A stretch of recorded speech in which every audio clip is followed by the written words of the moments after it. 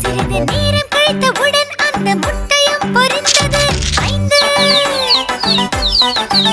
5 கோழி குஞ்சுகளும் தாய் கோழியை நாடி சென்றது. 1 2 3 4 5.